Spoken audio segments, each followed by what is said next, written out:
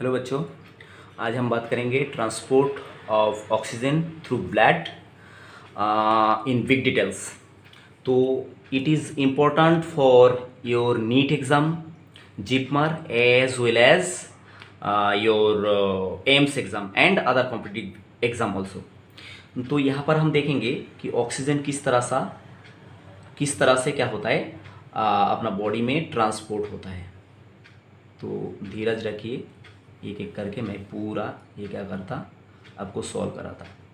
तो यहाँ पर ये दिख रहा है आपको एक ह्यूमन फिगर, और यहाँ से ये क्या है, रेस्पिरेटरी ट्रैक के थ्रू आपका क्या आया, ऑक्सीजन एनवायरनमेंट से अब फ्रेश ऑक्सीजन इनटेक किया बोले तो क्या है, इनहेल किया।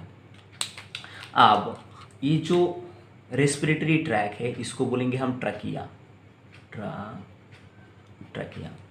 Trachea is divided into two branches, and these two branch each enter in lung, right? Each of them are enter into lung. तो ये जो ट्रैकिया के बाद ये जो सब डिवीज़न हुआ, और ये पहला सब डिवीज़न जो हुआ, जो एक राइट लंग में गया, दूसरा लेफ्ट लंग में गया। तो ये जो सब डिवीज़न, इसको हम बोलेंगे primary bronchi. Primary bronchi again subdivided into secondary bronchi.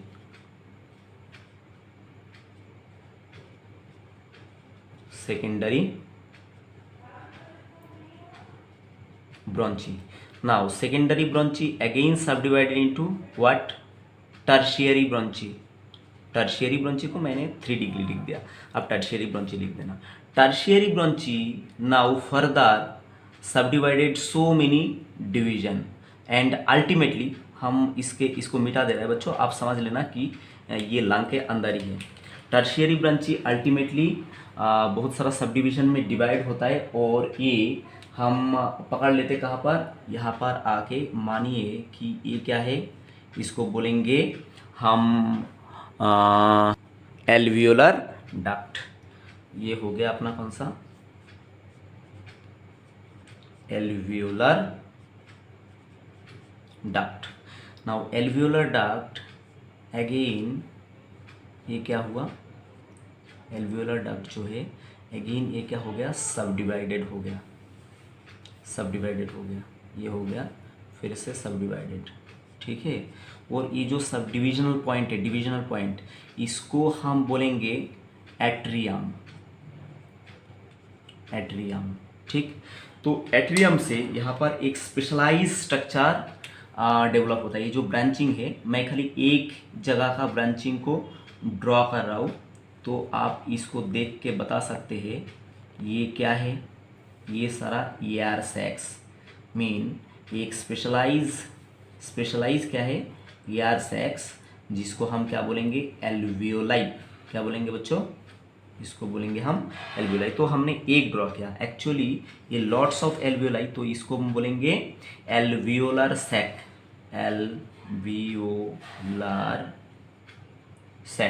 ठीक है। और ये जो एल्वियोलर सैक, ये क्या होता है, बहुत सारा एल्वियोलाई से बना हुआ रहता है, ठीक है। तो यहाँ से मैं सिर्फ एक एल्वियोलाई को आगे क्या कर रहा हूँ, जूम कर रहा हूँ। सिर्फ एक एल्वियोलाई को, एल्वियोलर सैक से एक एल्वियोलाई को हम क्या कर रहे हैं, आगे जूम कर रहे हैं, ठीक है, क्योंकि ये अंडरस्टैंडिंग आपको बहुत ज़रूरी है। ये हो गया आपका, मानिए कि एक एल्वियोलाई, राइट।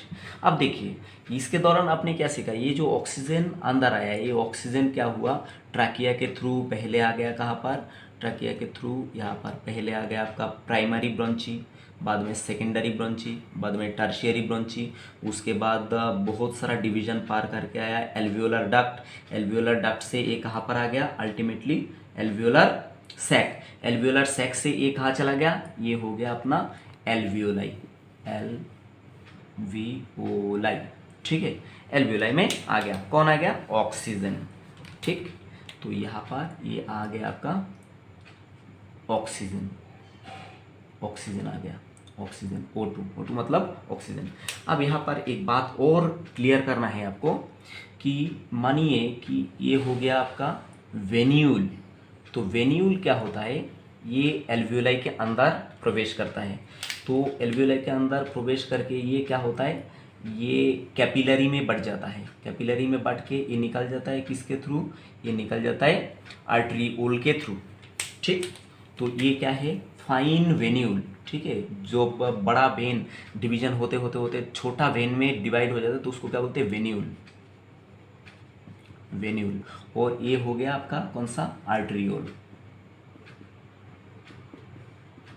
आर्टरियोल। ठीक, आप इसके अंदर से क्या जा रहा है, ये जो पोर्शन है इसको क्या बोलेंगे, कैपिलरी। ये जो है ये क्या है, ब्लड कैपिलरी, राइट, ये है कैपिलरी। ये किसके अंदर कैपिलरी फॉर्म करा, ये एल्वियोलाई के ऊपर, क्योंकि यहाँ से उसको ऑक्सीजन लेके जाना है, बॉडी टिश्यू में सप्लाई करना है, और कार्बन डाइऑक्साइड यहाँ पर छोड़ के जाना है जो नाक के थ्रू बाहर चला जाएगा। ठीक है, तो यहाँ पर मैं सिर्फ एक आरबीसी को ड्रॉ कर रहा हूँ, सिर्फ एक आरबीसी को ड्रॉ कर रहा हूँ।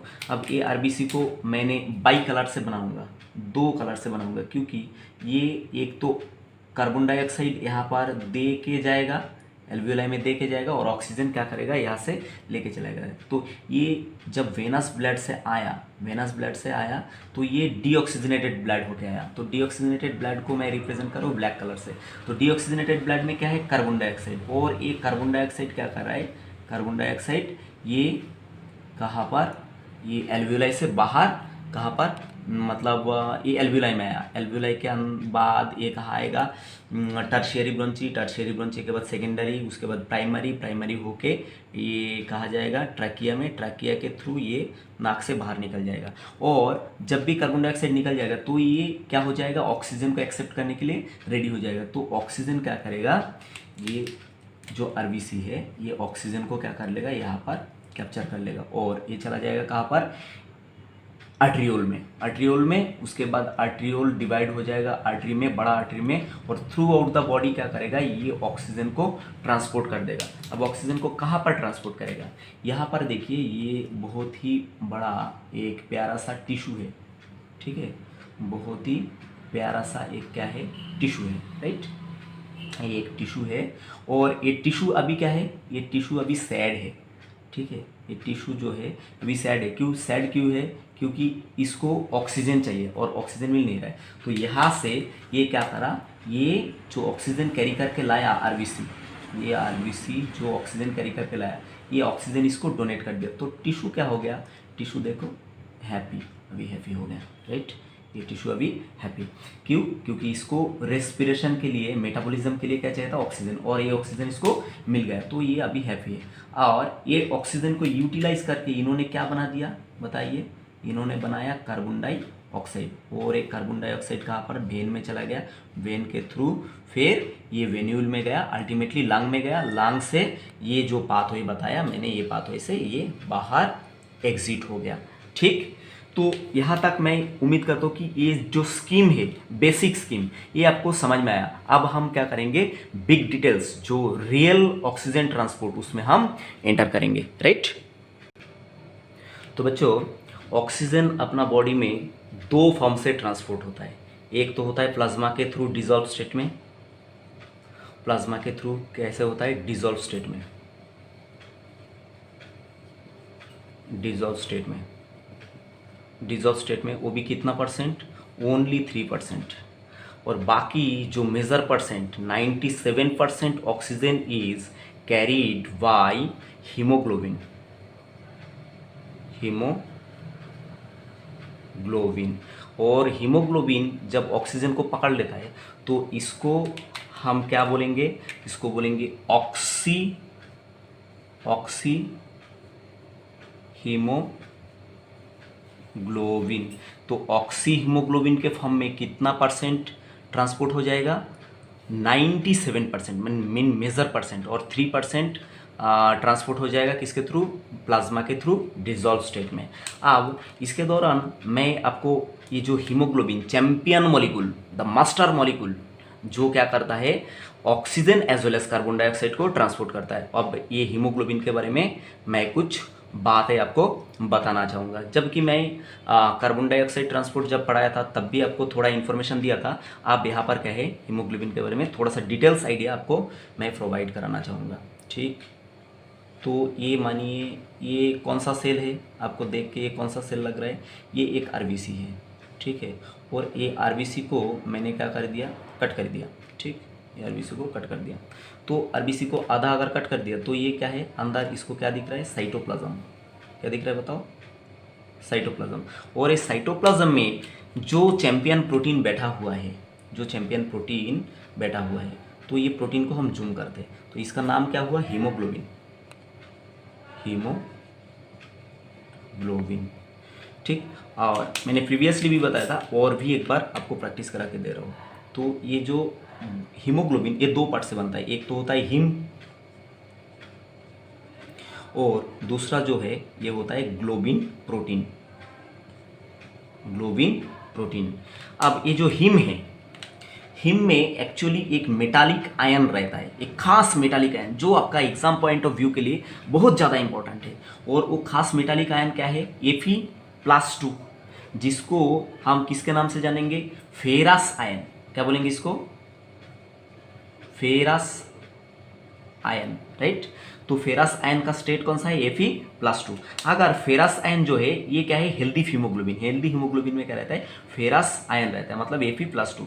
अगर बाई चांस ये फेरस आयन से ये जो आयन Fe+2 कंडीशन से ये क्या हो गया, Fe+3 हो गया, तो ये जो आयन है, तो ये आयन जो हीमोग्लोबिन में पाई जाएगा उसको बोलेंगे हम मेथहीमोग्लोबिन।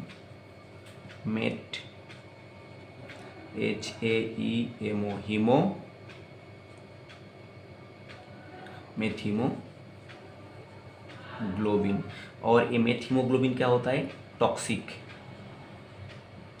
हीमोग्लोबिन होता है। और ये क्या करता है, ये जब ब्लड में रहता है तो ये क्या होता है, किडनी ब्लड को फिल्टर करते रहता है, आपको पता है। और किडनी का जो यूनिट है वो क्या है, नेफ्रॉन। तो ये क्या करता है, जो मेथहीमोग्लोबिन टॉक्सिक हीमोग्लोबिन क्या करता है, नेफ्रॉन को डैमेज कर सकता है। तो ये एक आइडिया आप आपका दिमाग में डाल लेना। तो हेल्दी हीमोग्लोबिन जो है, हाँ, फंक्शनल हीमोग्लोबिन, उसमें कौन सा आयन रहता है, Fe+2। बार बार बता रहा हूँ बच्चों, ये एग्जाम पॉइंट ऑफ व्यू के लिए बहुत ज़्यादा इंपॉर्टेंट है। अब बात आया प्रोटीन का, जो ग्लोबिन प्रोटीन। तो ये जो ग्लोबिन प्रोटीन है ये 4 पॉलीपेप्टाइड चेन से बनता है, मैंने पिछले बार भी आपको बताया था। ठीक है, इसमें रहता है अल्फ़ा मीन 2 अल्फ़ा, कितना अल्फ़ा बच्चों, 2 अल्फ़ा। और रहता है कौन सा, बीटा एंड बीटा। तो बीटा एंड बीटा मिलके क्या हो गया, 2 बीटा। तो ये कितना पॉलीपेप्टाइड चेन हो गया, 4 पॉलीपेप्टाइड चेन। ठीक है, तो 4 polypeptide chain with this him together called haemoglobin. Together called what, haemoglobin, right. मैं उम्मीद करता हूँ आपको ये समझ में आया। अब हम देखेंगे कि ये जो हीमोग्लोबिन है ये कैसे आरबीसी के अंदर सिंथेसिस हो रहा है, और थोड़ा बहुत डिटेल्स में देखेंगे। क्योंकि बच्चों आपको ऐसे तैयार होना चाहिए कि कोई भी एग्जाम हो और किस लेवल में भी क्वेश्चन पूछे तो आपको वो क्रैक होना ही चाहिए। हाँ बच्चों, तो ये क्या है, मैं जो यहाँ पर ड्रॉ कर रहा हूँ ये क्या है बच्चों बताओ, आप तो इसके साथ हैबिचुएट भी हो चुके हैं। ये है आरबीसी। कौन है, आरबीसी। ठीक है, और आरबीसी जब बोन मैरो में तैयार होता है, ठीक है, जब आरबीसी फॉर्म हो रहा है बोन मैरो में, तब अब जानते हैं कि इसके पास क्या रहता है, न्यूक्लियस रहता है। ठीक है, और nucleus is responsible for making the protein. ठीक है, क्योंकि न्यूक्लियस के अंदर क्या रहता है, डीएनए रहता है। ठीक है, और डीएनए जब क्या होता है, ट्रांसक्रिप्शन होता है, उसके थ्रू आरएनए बनता है, और आरएनए से क्या बन जाता है, ट्रांसलेशन के प्रोसेस के दौरान प्रोटीन बन जाता है। तो वो प्रोटीन कौन है, वो प्रोटीन है हीमोग्लोबिन। ठीक, तो यहाँ पर हम देखेंगे types of haemoglobin, types of haemoglobin. तो हीमोग्लोबिन को शॉर्ट में एच भी बोलते हैं, ये भी आप जानकारी रखिए। तो हीमोग्लोबिन जो है वो होता है मेनली 3 टाइप का, राइट। एक होता है हीमोग्लोबिन ए, दूसरा जो है वो होता है हीमोग्लोबिन A2, और तीसरा वाला जो है वो होता है हीमोग्लोबिन एफ। तो ये जो हीमोग्लोबिन ए एंड A2 इसको बोलते हैं adult haemoglobin, ADULT, adult haemoglobin. और ये जो हीमोग्लोबिन एफ ये कहाँ पर रहता है, ये रहता है बेबी में, बेबी। तो इसको एफ स्टैंड फॉर फीटस और ए स्टैंड फॉर एडल्ट, ठीक है। तो करीबन 90% से अबव जो हीमोग्लोबिन है वो एडल्ट में कौन सा हीमोग्लोबिन, 90% से अबव हीमोग्लोबिन ए पाए जाते हैं। और थोड़ा सा लिटिल अमाउंट में कौन सा हीमोग्लोबिन पाए जाते हैं एडल्ट में, हीमोग्लोबिन A2। और ये जो हीमोग्लोबिन स्पेशलाइज हीमोग्लोबिन ये कौन है, फीटल हीमोग्लोबिन। तो ये कहाँ पर पाए जाते हैं, फीटस या तो न्यूबॉर्न बेबी में पाए जाते हैं। अब देखिए इसका जो पेप्टाइड चेन है, अब अभी थोड़ी देर पहले मैं बताया कि each hemoglobin molecule is made up of a heme part and 4 polypeptide chain that is called globin। तो यहाँ पर ये जो एडल्ट हीमोग्लोबिन ए ये बनेगा 2 alpha chain plus 2 beta chain. Adult haemoglobin A2 जो है ये बनेगा कैसे, 2 alpha chain plus 2 delta chain. और फीटल हीमोग्लोबिन जो है ये कैसे बनेगा, 2 alpha chain plus 2 gamma chain, 2 gamma chain, ठीक है। अब ये जो देख पा रहा है कि ये जो पार्ट है, ये जो अल्फा पार्ट है, ये हर हीमोग्लोबिन में क्या है, अल्फा जो चेन है, अल्फा जो पॉलीपेप्टाइड है ये क्या है, कांस्टेंट है। खाली वेरी क्या कर रहा है, यहाँ पर एडल्ट हीमोग्लोबिन में पाया जा रहा है बीटा चेन, एडल्ट हीमोग्लोबिन 2 में पाया जा रहा है कौन सा, डेल्टा चेन। और फीटल हीमोग्लोबिन में पाया जा रहा है स्पेशलाइज गामा चेन। ये गामा चेन फीटल हीमोग्लोबिन में पाए जाने की वजह से क्या होता है, फीटल हीमोग्लोबिन जो है ऑक्सीजन के ऊपर बहुत ज़्यादा एफिनिटी शो करते हैं, ठीक है। तो मानिए कि ये एक हीमोग्लोबिन मॉलिक्यूल, ठीक, ये हो गया एक हीमोग्लोबिन मॉलिक्यूल, ये जस्ट मानिए ये एक हीमोग्लोबिन मॉलिक्यूल हो गया। तो 1 haemoglobin can bind with 4 oxygen. कितना ऑक्सीजन के साथ बाइंड हो सकता है बच्चों, 1 haemoglobin molecule can bind with 4 oxygen, ठीक। तो 4 ऑक्सीजन के साथ ये हीमोग्लोबिन मॉलिक्यूल बाइंड हो गया। अब बाइंड मान लो कि ये फीटल हीमोग्लोबिन, तो ये हीमोग्लोबिन क्या कैसा एफिनिटी करेगा, ये ऑक्सीजन के ऊपर बहुत ज़्यादा अट्रैक्शन दिखाएगा, बहुत जल्दी से ऑक्सीजन को कैप्चर कर लेगा, पकड़ लेगा। पर जब डिलीवरी देने का समय आएगा तो ये जल्दी हीमोग्लोबिन मतलब ऑक्सीजन जो है इसको छोड़ना नहीं चाहेगा, ठीक है। क्योंकि ये गामा चेन की वजह से क्या होता है, ऑक्सीजन के ऊपर हीमोग्लोबिन का एफिनिटी बहुत ज़्यादा होता है, ठीक है। अब देखिए तो इसका मतलब क्या हुआ, फीटल हीमोग्लोबिन जो है ये ऑक्सीजन को बहुत जल्दी डिलीवर नहीं करना चाहता, और ये जो एडल्ट हीमोग्लोबिन ये क्या करता है, फास्टर डिलीवर करता है, फास्टर डिलीवर करता है, ठीक है। किसके वजह से फास्टर डिलीवर करता है, क्योंकि जो एडल्ट हीमोग्लोबिन ए है इसमें बीटा चेन रहता है, एडल्ट हीमोग्लोबिन जो A2 है इसमें रहता है डेल्टा चेन। तो इसमें एक और क्वेश्चन पूछा जाता है डेप्थ तक, ठीक है, वो मैं बता देता हूँ कि यहाँ पर एक्चुअल जो मॉलिक्यूलर मैकेनिज्म वो एक्चुअली क्या होता है, किसके वजह से फीटल हीमोग्लोबिन एक्चुअली इतना ज़्यादा एफिनिटी शो करते हैं। हाँ तो बच्चों यहाँ पर देखिए ये बीटा चेन है, ठीक है। अब बीटा चेन और डेल्टा चेन जहाँ पर रहता है वो क्या करता है, बहुत जल्दी ऑक्सीजन को डिलीवरी दे देता है टिश्यू में। ये क्यों होता है, क्योंकि मानिए मैं यहाँ पर एक बीटा चेन बना रहा हूँ हीमोग्लोबिन का, ये मानिए कि एक बीटा चेन है, ठीक है। और ये बीटा चेन क्या है, इस तरह से इस तरह से इस तरह से ये क्या हो गया, फोल्ड हो गया, और अंदर क्या है, यहाँ पर हिम है, ठीक है। तो यहाँ पर देखिए ये जो पॉकेट बना, ये हर एक पॉकेट में क्या होता है, ऑक्सीजन बाइंड हो जाता है, ठीक है। ये जो पॉकेट है यहाँ पर एक्चुअली क्या होता है, 4 ऑक्सीजन बाइंड हो जाता है। तो ये जो ऑक्सीजन बाइंडिंग पॉकेट है हीमोग्लोबिन के ऊपर, ऑक्सीजन बाइंडिंग जो पॉकेट है, यहाँ पर एक्चुअली क्या रहता है, यहाँ पर एक positive charge CHARGE positive charge amino acid पाए जाते हैं। क्या पाए जाते हैं यहाँ पर, जहाँ पर ऑक्सीजन बाइंडिंग पॉकेट, ये बीटा चेन है, बीटा चेन में जहाँ पर ऑक्सीजन बाइंडिंग पॉकेट, वहाँ पर क्या पाए जाते हैं, पॉजिटिव चार्ज एक एमिनो एसिड को पाए जाते हैं, जिसका नाम है, इसका नाम भी पूछ सकता है आपको एग्जाम में, इसका नाम है हिस्टिडीन। क्या नाम है बच्चों, हिस्टिडीन, ठीक है।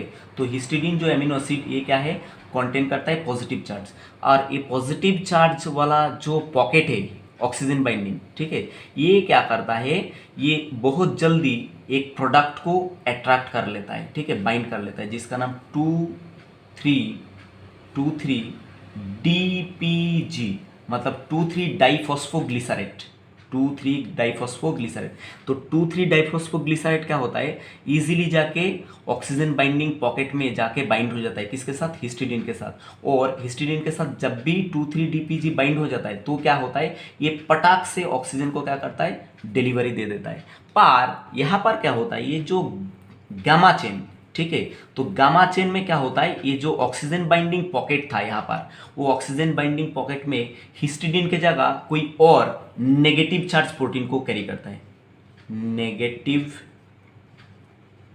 Charge, CHARGE, charge amino acid, sorry मैंने प्रोटीन बोला। तो ये क्या करता है, गामा चेन में positive charge histidine amino acid carry करने के बजाय ये क्या करता है, नेगेटिव चार्ज एक एमिनो एसिड को कैरी करता है, जिसका नाम होता है सेरीन। क्या नाम होता है बताओ बच्चों, सेरीन। अब सेरीन यहाँ पर नेगेटिव चार्ज और यहाँ पर हिस्टिडीन जो है पॉजिटिव चार्ज, जिसके वजह से पॉजिटिव चार्ज होने की वजह से यहाँ पर 2,3 DPG बाइंड हो रहा था और जल्दी से क्विकली ऑक्सीजन का डिलीवरी हो रहा था। अब यहाँ पर सेरीन है जो क्या है, नेगेटिव चार्ज लेके बैठा हुआ है, तो यहाँ पर 2,3 DPG बाइंड होगा क्या, बाइंड नहीं होगा, जिसके वजह से क्या होगा, ऑक्सीजन डिलीवरी क्या हो जाएगा, डिले हो जाएगा। ये बात आपको समझ में आया क्या बच्चों? मैं उम्मीद करता हूँ समझ में आया। अब थोड़ी बात और आपको बताना चाहूँगा हीमोग्लोबिन के बारे में, इसका स्ट्रक्चरल हायरार्की, राइट। तो बच्चों ये है एक आरबीसी, राइट, और आरबीसी जब पहले पैदा होता है, जब इसका बर्थ होते रहता है बोन मैरो में, ठीक है, तो इसके पास क्या रहता है, न्यूक्लियस, और वो न्यूक्लियस क्या करता है, हीमोग्लोबिन को सिंथेसिस करता है। तो हीमोग्लोबिन सिंथेसिस जब स्टार्ट होता है तो ये आरबीसी पहले बनाता है पाइरोल रिंग। क्या बनाता है बच्चों, इसको बोलेंगे पाइरोल रिंग, ठीक। तो ये जो पाइरोल रिंग, ये 4 इस तरह सा पाइरोल रिंग क्या होता है, सिंथेसिस होता है।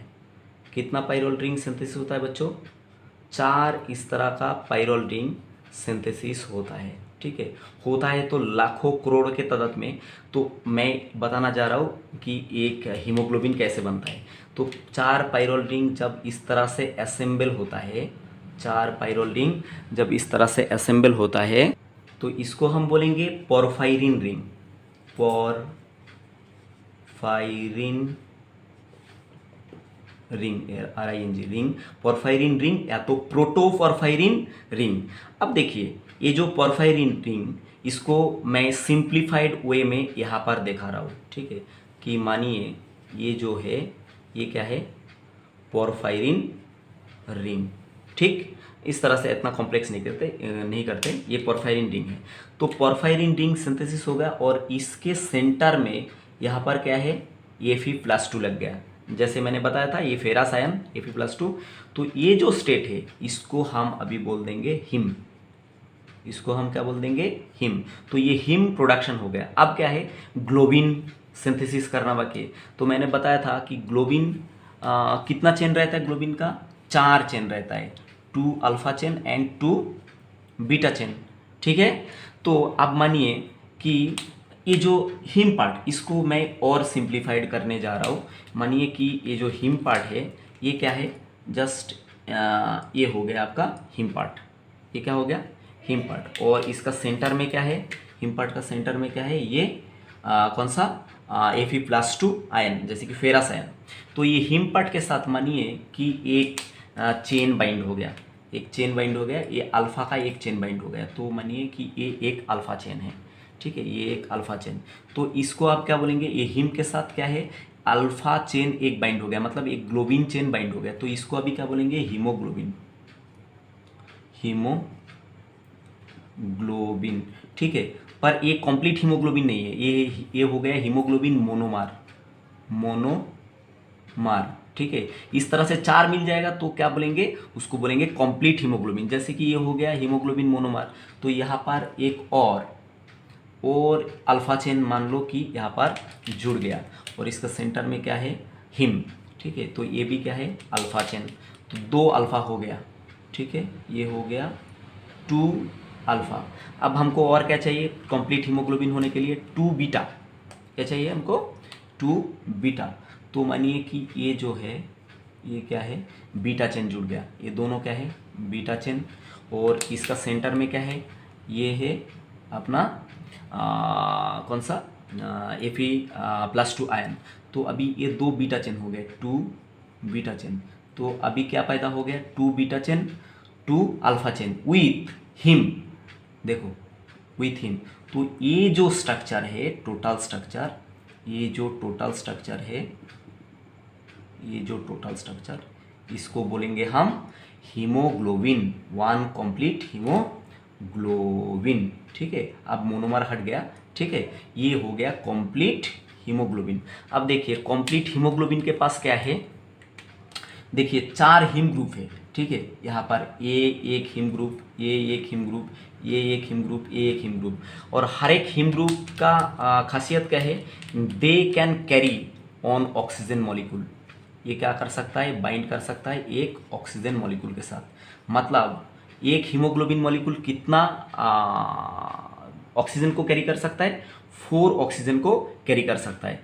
और इसमें कितना हिम ग्रुप रहता है, 1 him group, 2 him group, 3 him group, 4 him group. बच्चों ये सारा कॉन्सेप्ट एकदम क्रिस्टल क्लियर रखना, क्योंकि हर जगह से हर कॉन्सेप्ट से आपको क्वेश्चन पूछा जा सकता है, ठीक है। नीट में भला ही ना पूछे, पर एम्स में जरूर पूछा जाता है, ठीक है, बहुत बार पूछा गया। और अब तो क्या है, नीट के अंदर एम्स और जिपमर भी शामिल हो गया, तो बहुत ही अलर्ट रहना। अब देखिए यहाँ पर कुछ और बातें आपको मैं बताना चाहूँगा, जो कि है, तो बच्चों ये क्या है, फिर से मैं कुछ ड्रॉ करो, ये हो गया आरबीसी। कितना आरबीसी, जस्ट 1 आरबीसी। अब आपको मैं एक क्वेश्चन पूछता हूँ कि एक आरबीसी में कितना हीमोग्लोबिन मॉलिक्यूल पाया जा सकता है, ठीक है। चलो मैं ज़्यादा घुमाता नहीं बच्चों, यहाँ पर आपको आंसर भी बता देता हूँ। एक जो आरबीसी है इसमें करीबन 300 मिलियन, कितना बच्चों, एक आरबीसी में कम से कम 300 मिलियन क्या पाया जा सकता है, 300 मिलियन क्या पाया जा सकता है, हीमोग्लोबिन पाया जा सकता है, ठीक है। तो अभी अब हिसाब करके मुझे कमेंट बॉक्स में बोलिए कि एक हीमोग्लोबिन मॉलिक्यूल अगर 4 ऑक्सीजन को कैरी कर सकता है, तो 300 मिलियन हीमोग्लोबिन कितना ऑक्सीजन को कैरी कर सकता है। तो जितना ऑक्सीजन होगा वो ऑक्सीजन कौन कैरी करेगा बताओ, वो ऑक्सीजन कैरी करेगा 1 आरबीसी। अब एक आरबीसी अगर उतना हीमोग्लोबिन कैरी करता है, जो आप हिसाब करके मुझे बताने वाले हैं, तो 100 ml ब्लड में, मैं और एक क्वेश्चन छोड़ के जाता हूँ आपके लिए, 100 ml ब्लड में जितना आरबीसी रहेगा वो आरबीसी कितना हीमोग्लोबिन कैरी करेगा, ठीक है। ये 2 क्वेश्चन मैं आपके लिए छोड़ जा रहा हूँ, मैं एक बार और बता देता हूँ। देखिए क्वेश्चन जो है अच्छे से समझ लीजिए कि एक आरबीसी के अंदर कितना हीमोग्लोबिन मॉलिक्यूल पाया जा सकता है, नियर अबाउट 300 मिलियन हीमोग्लोबिन को पाया जा सकता है, ठीक है। तो यहाँ पर मैंने आपको कॉन्सेप्ट क्लियर करा दिया कि एक हीमोग्लोबिन मॉलिक्यूल कितना ऑक्सीजन को कैरी कर सकता है, 4 ऑक्सीजन को कैरी कर सकता है। तो 300 मिलियन जो हीमोग्लोबिन है मॉलिक्यूल है, वो कितना ऑक्सीजन को कैरी करेगा। तो वो जितना भी ऑक्सीजन को कैरी करेगा वो कौन कैरी करेगा, सिर्फ एक आरबीसी, ठीक है।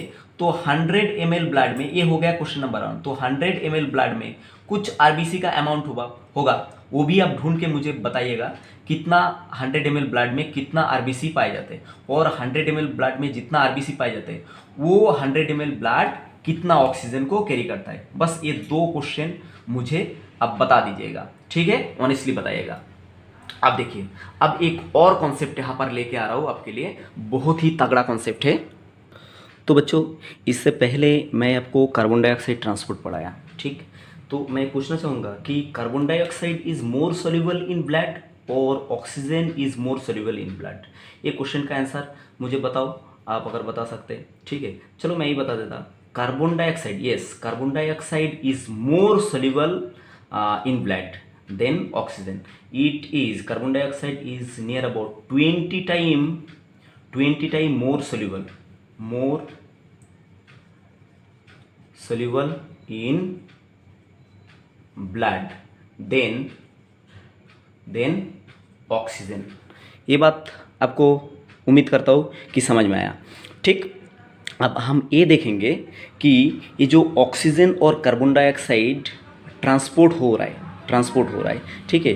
तो ऑक्सीजन और कार्बन डाइऑक्साइड जो भी है, हम तो ऑक्सीजन ट्रांसपोर्ट देख रहे हैं। तो ऑक्सीजन को अगर ट्रांसपोर्ट होना है तो एल्वियोलाई से आरबीसी तक आने के लिए इसको मिनिमम कितना लेयर को क्रॉस करना पड़ता है। मेरा क्वेश्चन को समझ में आ गया बच्चों आपको? तो आप ये डिस्कस करते हो कि ऑक्सीजन को ट्रांसपोर्ट होने के लिए एल्वियोलाई से आरबीसी तक आने के लिए मिनिमम कितना लेयर को क्रॉस करना पड़ता है, राइट। ये क्वेश्चन आपको नीट में पूछा जा सकता है। तो ये है अपना एल्वियोलाई, राइट। ये हो गया अपना एल्वियोलाई। और एल्वियोलाई में एक सिंगल लेयर सेल रहता है, आप जानते होंगे। एल्वियोलाई जो है इसमें क्या रहता है, एक सिंगल लेयर सेल रहता है। और आप बताने का कोशिश कीजिए, ये जो सेल लेयर है, ये सेल लेयर का नाम क्या है? ये सेल लेयर का नाम होता है epithelium of alveoli. Epithelium of alveoli, ठीक। ये नंबर 1 लेयर, ये पहला लेयर ऑक्सीजन आके क्रॉस करेगा। ये ऑक्सीजन एंटर करा, ठीक है। और ऑक्सीजन एंटर करके ये क्या करा, कौन सा लेयर को क्रॉस कर गया? एपिथेलियम ऑफ एल्वियोलाई, ये लेयर को क्रॉस कर गया। अब एल्वियोलाई एपिथेलियम के जस्ट नीचे यहाँ पर एक और लेयर रहता है, ठीक है। एक्चुअली लेयर नहीं है, मैं सिंप्लीफाइड वे में बना रहा हूँ, ठीक है, आपको समझाने के लिए। ये जो लेयर है इसको बोलते हैं बेसमेंट मेम्ब्रेन, ठीक है। इसको क्या बोलेंगे? Basement membrane. बोलिए बच्चों, एक बार मेरे साथ प्रोनाउंस कीजिए, क्या है ये? Basement membrane of epithelium. ये क्या है? बेसमेंट मेम्ब्रेन ऑफ, मैं शॉर्ट में लिख दे रहा हूँ, आप फुल लेंथ में लिख लेना। बेसमेंट मेम्ब्रेन ऑफ एपिथेलियम, ठीक है। तो ये सेकेंड लेयर क्रॉस करा ऑक्सीजन, ये लेयर को भी अभी क्या कर दिया, ऑक्सीजन ये लेयर को भी क्रॉस कर दिया। क्रॉस करके ऑक्सीजन अभी ये जगह पे आया, ठीक है, ये जगह पे आया, राइट। मैं थोड़ा सा डिटेल्स में दिखा रहा हूँ, ये जगह पे आया। तो ये जो जगह है 3 नंबर लेयर, ये जगह का नाम हो गया कौन सा? Interstitial space. क्या हो गया बच्चों? इंटरस्टिशियल स्पेस, ठीक है। तो ये 3 नंबर लेयर ऑक्सीजन क्या कर लिया? क्रॉस कर लिया। 3 नंबर लेयर जब क्रॉस करेगा तो इसको क्या मिलेगा? इसके ऊपर ही यहाँ पर क्या रहता है? यहाँ पर ब्लड वेसल। क्या रहता है बच्चों? यहाँ पर ब्लड वेसल। और ये ब्लड वेसल में क्या रहता है? आरबीसी, डब्ल्यूबीसी, सारा कुछ रहता है। तो अब क्या है, यहाँ पर ये जो आपका ब्लड वेसल है, इसके ऊपर एक स्पेशलाइज सेल रहता है जिसका नाम है एंडोथेलियल सेल। एक लेयर सेल रहेगा, एंडोथेलियल सेल, राइट। ये हो गया एंडोथेलियल सेल। तो एंडोथेलियल सेल के ऊपर एक और लेयर होता है, इसको बोलते हैं बेसमेंट मेम्ब्रेन। इसको क्या बोलते हैं? Basement membrane of endothelial cell. इसको क्या बोलेंगे? बेसमेंट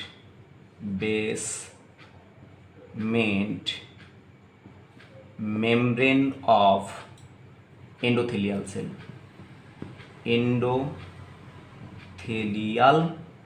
सेल, ठीक है। आप जानते हैं कि ब्लड वेसल के अंदर जितना भी सेल है उसको एक ही लेयर में पाए जाते हैं, और उस सेल को क्या बोलते हैं हम? Endothelial cell. क्या बोलते हैं बच्चों? ये सेलुलर लेयर को एंडोथेलियल सेल, ठीक है।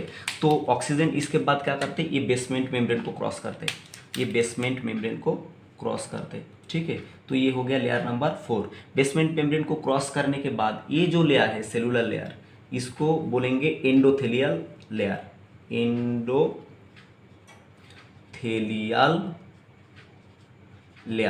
ठीक है। एंडोथेलियल लेयर क्रॉस करके यहाँ पर ऑक्सीजन आ पहुँचता है। ये क्या है? ये हो गया प्लाज्मा। क्या है बच्चों? ये हो गया ब्लड प्लाज्मा। और ब्लड प्लाज्मा के बाद अल्टीमेटली अपलोड होता है कहाँ पर? आरबीसी में। ये कौन है? ये हो गया आरबीसी, ठीक है। तो बच्चों आई होप आपको ये समझ में आया, ठीक है। अब हम नेक्स्ट कॉन्सेप्ट में माइग्रेट करते हैं। हाँ, बच्चों तो अब हम इंटर करेंगे कि रियली ऑक्सीजन कैसे ट्रांसपोर्ट होता है। तो मानिए कि ये क्या है, एल्वियोलाई, ठीक है, और यहाँ तक जो है ऑक्सीजन आ चुका है, यहाँ तक ऑक्सीजन आ चुका है और यहाँ तक ऑक्सीजन आ चुका है। अब मैं यहाँ पर सिंपल डायग्रामेटिक रिप्रेजेंटेशन बनाऊंगा आपके लिए कि मानिए कि ये क्या है आपका राइट हार्ट, जैसे कि मैं कार्बन डाइऑक्साइड ट्रांसपोर्ट में भी ये डायग्राम बनाया था आपके लिए। तो ये हो गया राइट हार्ट और ये क्या हो गया, ये हो गया ऑब्वियसली लेफ्ट हार्ट, ठीक है। सिंपल डायग्रामेटिक रिप्रेजेंटेशन, मैं कोई एनाटॉमिकल डायग्राम नहीं बता रहा हूँ।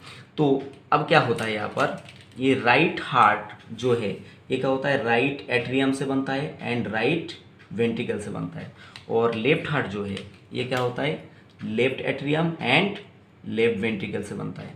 अब देखिए ये जो पहले ये जो है आपका एट्रियम, ये क्या करता है, superior vena cava and inferior vena cava से, इंफीरियर वेना केवा से क्या करता है, ये डीऑक्सीजनेटेड ब्लड को क्या करता है, कहाँ पर एक्सेप्ट करता है, राइट एट्रियम में। राइट एट्रियम इसको भेज देता है कहाँ पर, राइट वेंट्रिकल में। अब ये डीऑक्सीजनेटेड ब्लड राइट वेंट्रिकल से कहाँ पर चला जाता है, एल्वियोलाई में, लंग्स में, एल्वियोलाई मीन लंग्स में चला जाता है। अब लंग्स में से अभी क्या आया, यहाँ पर ऑक्सीजन आया, तो ऑक्सीजन क्या करा, ये ब्लड जो है ये अपटेक कर लिया, और अपटेक करके ये कहाँ पर आ गया, ये पल्मोनरी वेन के थ्रू आ गया लेफ्ट एट्रियम में, और लेफ्ट एट्रियम इसको भेज दिया कहाँ पर, लेफ्ट वेंट्रिकल में, और लेफ्ट वेंट्रिकल ये जो है ऑक्सीजनेटेड ब्लड ये लेके कहाँ जा रहा है, थ्रू आउट द बॉडी, इसको क्या कर रहा है, टिश्यू में पास कर दे रहा है, ठीक। ये है कॉन्सेप्ट। अब देखिए यहाँ पर क्या हो गया, ये टिश्यू, ये हो गया टिश्यू, जहाँ पर क्या चाहिए, ऑक्सीजन चाहिए, और ये टिश्यू में क्या बन के है, कार्बन डाइऑक्साइड बन के है, ठीक है, कार्बन डाइऑक्साइड बन के है, तो ये टिश्यू। अब देखिए यहाँ पर एक कॉन्सेप्ट और डेवलप करना है आपको, ठीक। हाँ बच्चों, तो यहाँ पर एक ऑक्सीजन का प्रेशर हुआ करता है, ठीक है। तो ऑक्सीजन यहाँ पर एक प्रेशर में रहता है जिसको हम बोलते हैं PO2। PO2 मतलब क्या है, पार्शियल प्रेशर ऑफ ऑक्सीजन। अब ये क्या है, एल्वियोलाई मीन लंग, ठीक है। तो एल्वियोलाई में ऑक्सीजन का पार्शियल प्रेशर कितना होता है, 40 यहाँ पर होता है 104 mmHg। ऑक्सीजन का पार्शियल प्रेशर एल्वियोलाई में कितना होता है, 104 mmHg, ठीक है। और ये क्या है, ये है डीऑक्सीजनेटेड ब्लड, यहाँ पर ये जो है ये हो गया डीऑक्सीजनेटेड ब्लड। तो डीऑक्सीजनेटेड ब्लड में पार्शियल प्रेशर ऑफ ऑक्सीजन कितना होता है, ये होता है 40 mmHg, ठीक। ये कॉन्सेप्ट डेवलप करके रखो। और दूसरा, ये जो आपका आर्टेरियल ब्लड है, ठीक है, arterial blood mean oxygenated blood, यहाँ पर कितना होता है ऑक्सीजन का partial pressure, PO2 mean partial pressure of oxygen is 95 mmHg, ठीक है। यहाँ पर आपको एक तगड़ा कॉन्सेप्ट क्या करना है, डेवलप करना है। और इसके साथ ये भी बता देता हूँ, ये जो टिश्यू है, टिश्यू में क्या होता है, जब हम एक्सरसाइज करते हैं तो टिश्यू में PO2 ड्रॉप अप टू 15, कितना तक, 15। पर जनरली जब रेस्टिंग कंडीशन में रहता है तो टिश्यू में PO2 partial pressure of oxygen कितना रहता है, 40 mmHg, जबकि ये कहाँ पर रहता है, वेनस ब्लड में, राइट। पर जब एक्सरसाइज करेंगे तब कहाँ तक जा सकता है, PO2 टिश्यू का कहाँ तक जा सकता है, 15 mmHg तक जा सकता है। तो यहाँ पर टिश्यू में और ज़्यादा क्या चाहिए होता है, ऑक्सीजन चाहिए होता है। अब देखिए यहाँ पर एक कॉन्सेप्ट आपको मैं डेवलप करना चाहूँगा। ये जगह पे मान लो, ये जगह पे क्या आया, RBC, ठीक है, ये जगह पे RBC। तो मैं ये कॉन्सेप्ट यहाँ पर ड्रॉ कर रहा हूँ। मानिए कि ये हो गया अपना कौन सा, एल्वियोलाई, ठीक, ये एल्वियोलाई, और इसके नीचे ये क्या है, ये हो गया RBC, ठीक। और ये RBC क्या है, RBC क्या है, वेनस ब्लड से आया, ठीक है। तो ये डीऑक्सीजनेटेड है, डीऑक्सीजनेटेड। अब देखिए यहाँ पर ऑक्सीजन है, ऑक्सीजन का प्रेशर कितना है, PO2 इक्वल टू 104 mmHg, और यहाँ पर कितना है, यहाँ पर है 40। तो गैस का एक नेचर है, gas always migrate to high pressure to low pressure. तो यहाँ से ऑक्सीजन क्या हो जाएगा, इजीली क्या हो जाएगा, ट्रांसपोर्ट हो जाएगा, इजीली ट्रांसपोर्ट हो जाएगा। और जब CO2 यहाँ से चला जाएगा, CO2 यहाँ से कहाँ पर, एल्वियोलाई में चला जाएगा, ठीक है, तो ये जो haemoglobin it is more ready to accept the oxygen, ठीक है, तो यहाँ पर ऑक्सीजन माइग्रेट करके आ जाएगा। उससे पहले क्या होगा, यहाँ पर देखिए, अब ये ऑक्सीजन जब आरबीसी में माइग्रेट करके आ गया ड्यू टू पार्शियल प्रेशर, ठीक है, ड्यू टू पार्शियल प्रेशर, अब इसके अंदर जितना भी हीमोग्लोबिन है वो कितना परसेंट सेचुरेटेड हुआ, 100% सेचुरेटेड हो गया, 100% सेचुरेटेड हो गया ऑक्सीजन से। Haemoglobin is 100% saturated by oxygen, ठीक है। अब यहाँ पर लगभग, यहाँ पर पार्शियल प्रेशर कितना था, 100, यहाँ पर भी लगभग अभी पार्शियल प्रेशर कितना हो गया, 100 ही हो गया, ठीक है। तो 100 पार्शियल प्रेशर में क्या हो गया, ये जो आरबीसी है, आरबीसी का 100% जो हीमोग्लोबिन वो क्या हो गया, सेचुरेटेड हो गया, ठीक है। पर यहाँ पर देखिए, यहाँ पर देखिए, जब भी ये 100% सेचुरेटेड होना चाहिए ऑक्सीजन से, ठीक है, और इसका पार्शियल प्रेशर भी कितना रहना चाहिए, 100 ही रहना चाहिए, ठीक। अब देखिए यहाँ पर जब भी ये आर्टेरियल ब्लड में आया तो यहाँ पर PO2 कितना हो गया, 95 बता रहा है। ये क्यों हुआ, देखो, lung have two circulation, lung have two circulation, one is pulmonary circulation, one is bronchial circulation. तो ब्रैंकियल सर्कुलेशन का जो डीऑक्सीजनेटेड ब्लड वो कहाँ पर पोर कर देते, बताइए, वो पोर कर देते आपका ये आर्टेरियल ब्लड में। तो यहाँ पर अगर डीऑक्सीजनेटेड ब्लड मिक्स होता है, ठीक है, डीऑक्सीजनेटेड, तो क्या होता है, ऑक्सीजन का सेचुरेशन पहले 100% था, अभी 100% होगा क्या, बिल्कुल नहीं होगा, ठीक है। तो ऑक्सीजन का सेचुरेशन अभी ये आर्टेरियल ब्लड में कितना हो जाएगा, करीबन 97%, ठीक है, 97%। तो PO2 क्या हो जाएगा, PO2 100 के जगह क्या हो जाएगा, 95 mmHg। ये बात आपको समझ में आया। तो ये जो आपका कौन सा ब्लड मिक्स हुआ, मतलब ब्रोंकियल सर्कुलेशन का ब्लड मिक्स हुआ, इसको बोलेंगे वेनस एडमिक्चर। क्या बोलेंगे बताओ बच्चों, इसको बोलेंगे वेनस एडमिक्चर, ठीक है। जिसके वजह से क्या हुआ, ये ऑक्सीजन और हीमोग्लोबिन का सेचुरेशन कितना हो गया, करीबन 97%, और यहाँ पर जो PO2 partial pressure of oxygen वो ड्रॉप हो गया अप टू कितना, 95 mmHg तक। हाँ, तो बच्चों देखिए, यहाँ पर जब भी ऑक्सीजन आया तो क्या हुआ, 3% ऑक्सीजन डायरेक्ट क्या हो गया, डिजोल्व हो गया कहाँ पर, प्लाज्मा में, और जो 97% ऑक्सीजन वो डिजोल्व हो गया किसके, डिजोल्व नहीं, वो किसके साथ कंबाइन हो गया, हीमोग्लोबिन के साथ कंबाइन हो गया। तो अभी यहाँ पर ये जो आपका कौन सा ब्लड, आर्टेरियल ब्लड, यहाँ पर क्या है, ऑक्सीजनेटेड, फुल्ली ऑक्सीजनेटेड ब्लड यहाँ पर है। अब मान लो यहाँ से अपने 100 ml ब्लड ले लिया, क्या किया बच्चों, यहाँ से आपने 100 ml ब्लड ले लिया, ये ऑक्सीजनेटेड ब्लड। तो आप यहाँ से कुछ और क्वेश्चन का आंसर आपको करा देता हूँ। यहाँ आपने कितना ब्लड लिया, 100 ml ब्लड लिया, ठीक है, और ये ब्लड क्या है, फुल्ली ऑक्सीजनेटेड। तो ये 100 ml ब्लड में कितना ऑक्सीजन डिजोल्व रहेगा, यहाँ पर ऑक्सीजन जो है ये डिजोल्व रहेगा दो स्टेट में। देखो, एक तो प्लाज्मा में डिजोल्व रहेगा, प्लाज्मा में डिजोल्व रहेगा करीबन 0.3 ml, प्लाज्मा में डिजोल्व रहेगा कितना, 100 ml ब्लड में, बात को ध्यान से सुनो, 100 ml ब्लड में प्लाज्मा में डिजोल्व रहेगा 0.3 ml, और जो हीमोग्लोबिन में कितना रहेगा, हीमोग्लोबिन में रहेगा 20.1 ml, 20.1 ml। तो टोटल जो ऑक्सीजन 100 ml ब्लड में टोटल जो ऑक्सीजन वो कितना हुआ, 20.4 ml, कितना हुआ, 20.4 ml पर 100 ml ऑफ ब्लड, ठीक। अब देखिए यहाँ पर एक और हिसाब आपको मैं क्लियर करा था, इसको मैं मिटा दे रहा हूँ, एक और हिसाब क्लियर करा था। अब देखिए, ये जो 100 ml ब्लड, इसमें हीमोग्लोबिन कितना होना चाहिए, हीमोग्लोबिन एक हेल्दी पर्सन का, हम जनरल समझ रहे हैं, हीमोग्लोबिन जो होता है वो होता है 15 ग्राम। 100 ml ब्लड में हीमोग्लोबिन कितना रहेगा, 15 ग्राम, ठीक। अब देखिए 15 ग्राम हीमोग्लोबिन कितना ऑक्सीजन को कैरी करता है, 15 ग्राम हीमोग्लोबिन, 100 ml ब्लड में 15 ग्राम हीमोग्लोबिन रहेगा, और 15 ग्राम हीमोग्लोबिन कितना ऑक्सीजन को कैरी कर सकता है, 20.4 ml। अब देखिए 1 gram of haemoglobin, 1 gram of haemoglobin can carry 1.34 ml of oxygen, ठीक है। तो 15 gram of haemoglobin can carry what 1.34 into 15, तो करीबन कितना हो रहा है 20.1, ठीक है। और इसके मतलब प्लाज्मा के थ्रू डिजोल्व स्टेट में कितना था 3 ml, तो टोटल कितना हो रहा है 20.4 ml।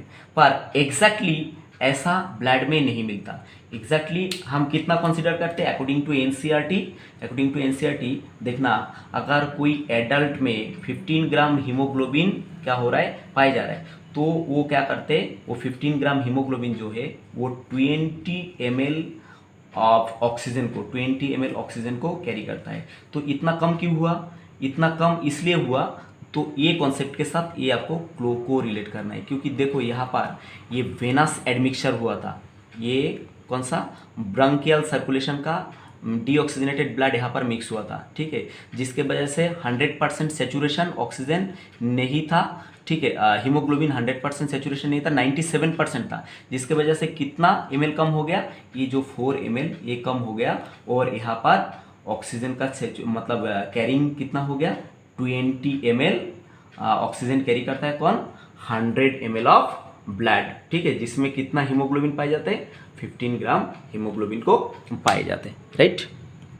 हाँ बच्चों, अब हम क्या करते हैं रियल ऑक्सीजन ट्रांसपोर्ट, सारा कॉन्सेप्ट अपना क्लियर हो गया, तो रियल ऑक्सीजन ट्रांसपोर्ट हम समझ लेते हैं। यहाँ पर एल्वियोलाई में क्या आया, ऑक्सीजन आया, ये ऑक्सीजन डीऑक्सीजनेटेड ब्लड में जो आरबीसी था, ये क्या हुआ आरबीसी के ऊपर ऑक्सीजन को उठा लिया, कौन सा फॉर्म में उठा लिया, डिजोल्व फॉर्म में भी उठा लिया, और डिजोल्व फॉर्म में प्लाज्मा में उठा लिया, और 97% जो है वो आरबीसी के through as a form of oxy haemoglobin के फॉर्म में उठा लिया यहाँ पर, तो ये आर्टेरियल ब्लड के थ्रू यहाँ पर आया। अब ये टिश्यू में क्या है, यहाँ पर प्रेशर कितना है, यहाँ पर आर्टेरियल ब्लड में प्रेशर कितना है 95 PO2 partial pressure of oxygen, और टिश्यू में कितना है 40, तो ऑब्वियसली आरबीसी से क्या आएगा, आरबीसी से या हाई प्रेशर से लो प्रेशर में मतलब टिश्यू में ऑक्सीजन माइग्रेट करके आएगा। पर यहाँ पर और एक कॉन्सेप्ट देखो, पहले जो 3% यहाँ पर डिजोल्व फॉर्म में आया था, वो 3% पहले क्या होगा टिश्यू में आएगा, बाद में जब यहाँ पर प्रेशर क्या हो जाएगा फॉल डाउन हो जाएगा, तो क्या हो जाएगा, तब ये जो हीमोग्लोबिन के साथ आया था ऑक्सी हीमोग्लोबिन के फॉर्म में, तब वो ऑक्सीजन क्या होगा, वो जो कितना 97% वो ऑक्सीजन क्या हो जाएगा टिश्यू में डिलीवर हो जाएगा, ठीक, टिश्यू में डिलीवर हो जाएगा। अब देखिए ये टिश्यू में डिलीवर जब हो गया तो क्या हुआ, ये ऑक्सीजन को यूटिलाइज हुआ, यूटिलाइज होकर क्या बनाया CO2, और ये CO2 क्या है कार्बन डाइऑक्साइड कंटेनिंग ब्लड जो है ये आरबीसी लेके अल्टीमेटली कहाँ जा रहा है, ये वेनस ब्लड में जा रहा है, कहाँ पर बताइए वेनस ब्लड में जा रहा है। वेनस ब्लड ये कहाँ गया राइट एट्रियम में, राइट एट्रियम इसको कहाँ पर भेज दिया राइट वेंट्रिकल, राइट वेंट्रिकल से ये कहाँ पर लेके गया एल्वियोलाई में, फिर से ये क्या हुआ ऑक्सीजन आरबीसी के ऊपर अपलोड करा और कार्बन डाइऑक्साइड को इसने छोड़ दिया। पर यहाँ पर ये जगह पे एक और कॉन्सेप्ट आपको तोड़ के मैं देना चाहता हूँ, ठीक है, इसका हीमोग्लोबिन का और एक नेचर, मानिए कि ये जो है ये मानिए कि ये हीमोग्लोबिन मॉलिक्यूल, और हीमोग्लोबिन मॉलिक्यूल में कितना पॉकेट रहता है 4 पॉकेट रहता है, ठीक है, कितना पॉकेट रहता है बताइए 4 ऑक्सीजन बाइंडिंग पॉकेट रहता है, ठीक है, ये 4 पॉकेट रहता है। तो पहले जब एल्वियोलाई में ऑक्सीजन को ये अपटेक करता है तो ये क्या रहता है सारा पॉकेट जो है ये क्या रहता है बंद रहता है, सिवाय एक पॉकेट का, एक पॉकेट क्या रहता है ऑक्सीजन को अपलोड करने के लिए, ऑक्सीजन को एक्सेप्ट करने के लिए ये ओपन रहता है, ठीक है। अब ये एक हीमोग्लोबिन मॉलिक्यूल को दिखा रहा हूँ, तो यहाँ पर मान लो कि एक पॉकेट जो ओपन था यहाँ पर ऑक्सीजन को बाइंड कर लिया, ये पॉकेट जब बाइंड हो गया ऑक्सीजन में से, तो क्या हुआ ये जो गेट ओपन था दूसरा पॉकेट जो था ये क्या हो गया, दूसरा ये जब ऑक्सीजन से बाइंड हो गया तो ये पॉकेट को ये स्टिमुलेटेड कर दिया, तो ये पॉकेट ओपन हो गया, तो यहाँ पर फिर से क्या हो गया ऑक्सीजन बाइंड हो गया।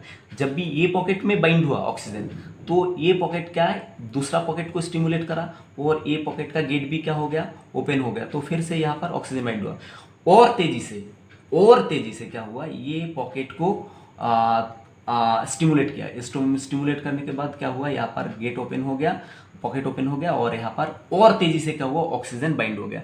तो पहला पॉकेट में जो बाइंड हुआ वो सेकेंड पॉकेट में उससे भी ज़्यादा तेज़ी से ऑक्सीजन बाइंड हुआ, थर्ड पॉकेट में उससे भी ज़्यादा तेज़ी से बाइंड हुआ, और फोर्थ पॉकेट में सबसे फास्टेस्ट वे में बाइंड हुआ। तो हीमोग्लोबिन का ये जो नेचर है इसको बोलेंगे हम पॉजिटिव कोऑपरेटिविटी,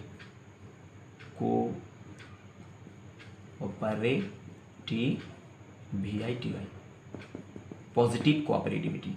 ठीक, ये कॉन्सेप्ट भी आप याद रखना। ठीक है, तो ये हो गया लगभग क्या है, ऑक्सीजन ट्रांसपोर्ट। ठीक है, अब दो कॉन्सेप्ट आपको और बताना मैं चाहूँगा। ठीक है, अब देखिए यहाँ पर क्या हुआ, ये टिश्यू में ये जो आरबीसी है ये ऑक्सीजन को लेके आया, और ऑक्सीजन को जब लेके आया तो क्या हुआ, ये ऑक्सीजन आरबीसी ऑक्सीजन को डोनेट भी करेगा और CO2 को ये उठा भी लेगा। ठीक है, तो देखिए जब भी क्या हुआ, ये आरबीसी ऑक्सीजन को लेके आया तो सबसे पहले क्या हुआ, डिजॉल्व ऑक्सीजन टिश्यू में आ गया। डिजॉल्व ऑक्सीजन कहाँ आ गया, टिश्यू में आ गया। टिश्यू में आ जाने के बाद क्या हुआ, उसके बाद जो 97% वो आएगा अभी, राइट, वो आएगा। पर कैसे है, उसके उसी समय क्या हुआ, टिश्यू में जो हाईली कार्बन डाइऑक्साइड जो पैदा करके रखा, ये कार्बन डाइऑक्साइड इसके अंदर जाने लगा। जब कार्बन डाइऑक्साइड आरबीसी के अंदर जाने लगा तो इसका जो पीएच है, आरबीसी का जो पीएच है या ब्लड का जो पीएच है, ये डाउन हो जाता है, ये डाउन हो जाता है due to accumulation of proton ion, hydrogen ion, H+ ion. ये मैंने ऑलरेडी कार्बन डाइऑक्साइड ट्रांसपोर्ट में आपको डिटेल्स में बताया, फिर भी एक बार बता देता हूँ। ये पीएच डाउन हो जाता है, मतलब पीएच क्या हो जाता है, एसिडिक। ठीक है, हीमोग्लोबिन एसिडिक हो जाता है। तो एसिडिक हीमोग्लोबिन क्या करता है, बहुत जल्दी से ये कार्बन डाइऑक्साइड अपटेक करने की वजह से हीमोग्लोबिन क्या हो जाता है, एसिडिक हो जाता है। और एसिडिक हीमोग्लोबिन क्या होता है, बहुत जल्दी से ऑक्सीजन को तेजी से डिलीवरी कर देता है। तो इस घटना को हम क्या बोलेंगे, Bohr effect, BOHR, Bohr effect. ठीक है, तो बोहर इफेक्ट जो है वो होता है पेरिफेरल टिश्यू में, पेरिफेरल टिश्यू। ठीक है, और इसका उल्टा इफेक्ट, हीमोग्लोबिन का उल्टा इफेक्ट यहाँ पर जब जाता है तो क्या होता है, यहाँ पर इसको ऑक्सीजन को इनटेक करना रहता है और कार्बन डाइऑक्साइड को छोड़ना रहता है। तो ये जो उल्टा इफेक्ट ये पल्मोनरी टिश्यू में होता है, इसको बोलेंगे हल्डेन इफेक्ट, हल्डेन इफेक्ट, राइट। तो बच्चों ये हुआ all about your oxygen transport. और जो ये हल्डेन इफेक्ट एंड बोहर इफेक्ट, ये मैं सेपरेट वीडियो में बात करा, तो आप वो भी देख लेना। ठीक है, सबसे ईजीएस्ट मेथड में मैंने इसको एक्सप्लेन करा। तो I hope it make your sense clear and you enjoy the video. Thank you for watching, bye बच्चों।